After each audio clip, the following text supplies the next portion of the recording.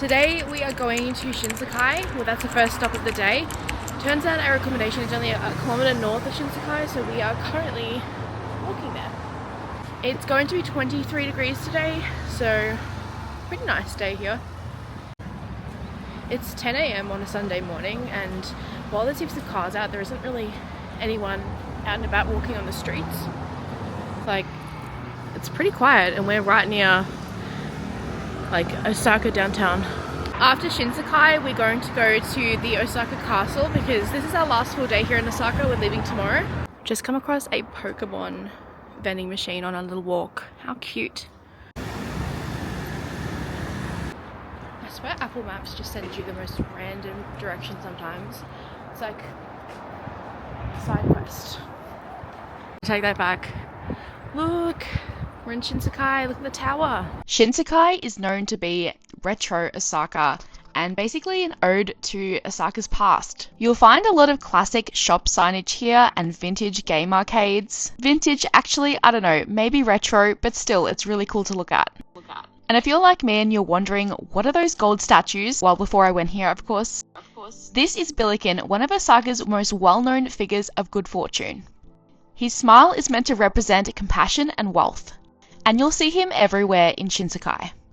Osaka is a food capital and it's well known for its foods on a stick, particularly fried food. And this is what we got for lunch. There were so many options to choose from and it was really good. Something else you may have noticed about Shinsekai is the iconic tower, which is one of Osaka's hotspots and truly a symbol of retro Osaka. We really love visiting Shinsekai and we'll definitely be back next time we come to Osaka. So we just arrived at Osaka Castle. We're just walking in. It's really, really beautiful and serene here. I know there's a lot of people, but it's still stunning. We ended up just catching a taxi here from Shinsekai because this is our last day here. We've got a lot to do and I feel like 40 minutes of public transport versus like a 9-minute taxi was worth it. But yeah, we just got to the castle borders, I guess, so let's go in.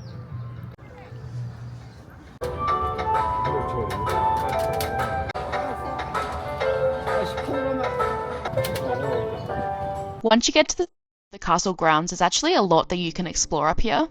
There's beautiful shrines, stunning gardens, and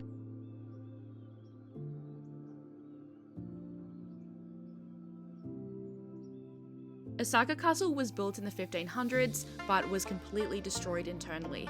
So whilst it's beautiful on the outside, the inside is completely modern. Today, it serves as a museum. We are just walking through the park that surrounds Osaka Castle, going to the station, and how beautiful is it? Like, look at this, and everyone's just coming and having a little picnic, and stunning. Pretty sure the park is like 107 hectares, so it's actually really expansive. And it's just, I know you can hear the music blaring, but I promise you most of it's really serene. We are now going to Umeda Sky, I think. Weather's not looking great though, so I hope we can actually see something. We have done like 70 to 80,000 steps in the last few days, which is nuts. And I'm just hitting a point where I just want to go home and relax and pack my bags because we are heading to Kyoto tomorrow. So we need to get out of there at like, I think it's like 10 or 11 AM. It's only like 2:50, but I'm ready to call it a day almost. I'm pretty tired. Chris is getting a bit grumpy. Honestly, I can't be bothered going to this at all, but I already paid for my Have Fun in Kansai passes and haven't used them, and we're about to leave Osaka. So I want to use at least one of them, which is Umeda Sky. So let's go. My ankle is hurting. I feel like a grandma. whilst at the time I couldn't really be bothered doing this, I'm really glad that we did go up and do Umeda Sky. Now that I'm looking back on these clips, this almost looks like a stairway to heaven. How pretty is that? Well, maybe an escalator to heaven. If you don't have the Have Fun in Kansai pass like I did, I think it's definitely worth it. It's pretty affordable and you get absolutely killer views of Osaka and a 360-degree view of all of its surrounds, even with bad weather. This is so cool. And even if you don't have a pass, entry is only like $20 Australian for an adult, so it's not bad. We're going to do another attraction after this, but we ended up just calling it a day because we were both so tired. We ended up walking around the local neighbourhood and finding a really good curry house to eat dinner at. But I think I lost that footage. We're just having a quick Starbucks break before we go back to our apartment because I am needing coffee. We're in this really pretty part of Osaka near Umeda and Osaka Station. So technically it's Osaka day 5, even though we are going to Kyoto in literally probably like an hour or so. However, we went to the Kurama market last night. It was closed because it closed at 6 p.m. We couldn't find that online. So we're going to go down and go to the Kurama market now, along with the, what is it called? The Namba Yasaka Shrine, which is like a dragon shrine. And then we'll be on our way to Kyoto. We have packed up all of our luggage. I'm going to say goodbye to this beautiful room. Really like staying here. We're going to go leave it downstairs in the reception area.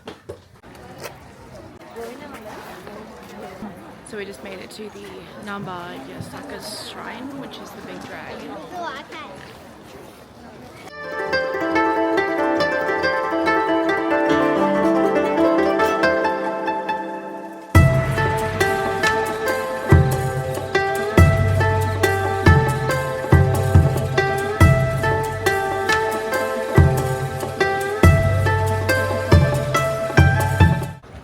Next stop, Kurama Market. As we didn't have time to go to Kobe, which is what we originally planned, this is where I tried Kobe beef. And unfortunately, I didn't get footage on this camera trying the really good Wagyu Kobe, whatever it was. Actually, I think it was A5 Kobe. Anyway, it was delicious, insanely good, best steak I've ever had in my life. Was a little bit pricey, but I mean, it's insanely good. I live in Australia, so way cheaper than back home. Overall, I really loved Osaka, and I'll definitely be back next time I come to Japan.